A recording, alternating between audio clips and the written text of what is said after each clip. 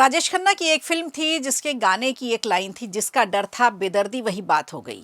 हुई तो नहीं है लेकिन होने जा रही है, और ये डर है कांग्रेस को कि कहीं पंजाब के इस नेता ने मुंह खोल दिया तो बैठे बिठाए पंजाब के चुनाव का रायता फैल जाएगा, चुनाव पूरा बिखर जाएगा। जहां कांग्रेस जमकर उम्मीद लगाकर बैठी है कि यहां से कुछ सीटें निकाली जा सकती हैं।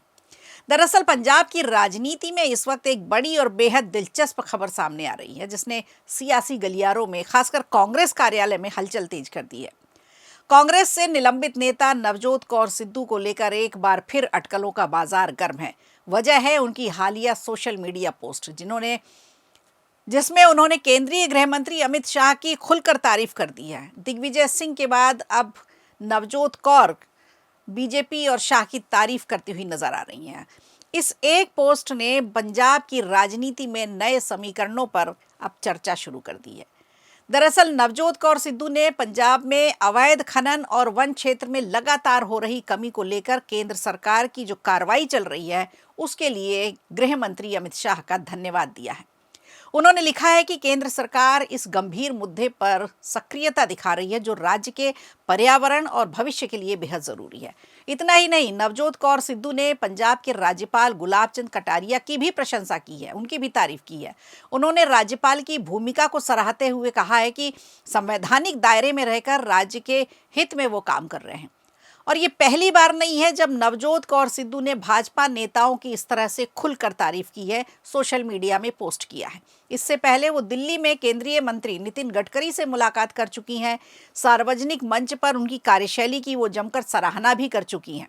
इन लगातार तारीफों के बाद अब सवाल उठने लगे हैं कि क्या सिद्धू दंपत्ति एक बार फिर भाजपा की तरफ आ सकते हैं, भाजपा का रुख कर सकते हैं। राजनीतिक जानकारों की माने तो ये सिर्फ एक शिष्टाचार नहीं, बल्कि आने वाले दिनों में बड़े सियासी बदलाव के संकेत हैं। आपको याद दिला दें, नवजोत कौर सिद्धू को हाल ही में कांग्रेस पार्टी से निलंबित किया गया है। उन्होंने पंजाब कांग्रेस के मौजूदा अध्यक्ष अमरिंदर सिंह को अध्यक्ष के रूप में स्वीकार करने से भी साफ इनकार कर दिया था। इसके अलावा नवजोत कौर सिद्धू का वो बयान भी काफी विवादों में रहा, जिसमें उन्होंने कहा था कि मुख्यमंत्री की कुर्सी के लिए 500 करोड़ रुपए लगते हैं। एक बार इस बयान को आप फिर से सुनिए। नहीं, हमसे किसी ने नहीं की, पर सीएम वही बनता है जो 500 करोड़ का टैक्स देता है। इस बयान के बाद कांग्रेस के भीतर भूचाल आ गया और पार्टी की खूब किरकिरी भी हुई। अंत में पार्टी के पास एक ही ऑप्शन बचता था, कौर के खिलाफ सख्त कार्रवाई करते हुए उन्होंने उसे पार्टी से निलंबित कर दिया।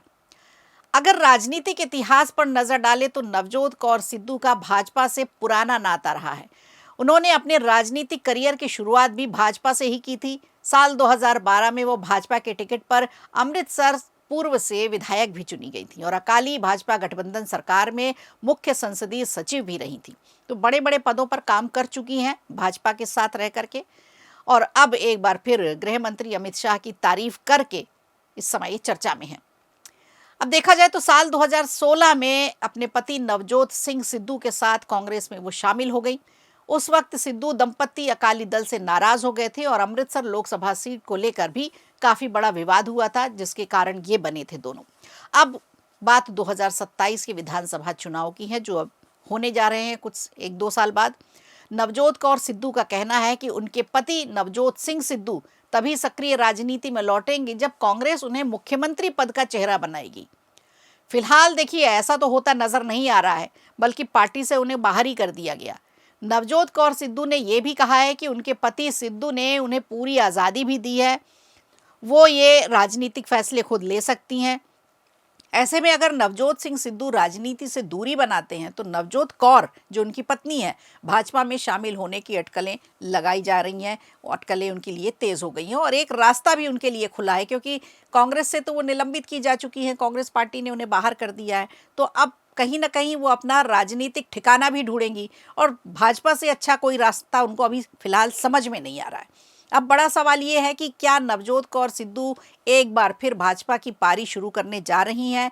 क्या भाजपा उन्हें आमंत्रित करेगी, या फिर अमित शाह की तारीफ सिर्फ तारीफ बनकर रह जाएगी, या राजनीतिक रणनीति का इसे हिस्सा माना जाए? जवाब आने वाले वक्त पर हम सबको मिलेगा। वीडियो अच्छा लगा हो तो लाइक कीजिए, शेयर कीजिए और कमेंट बॉक्स में हमें ज़रूर बताइए।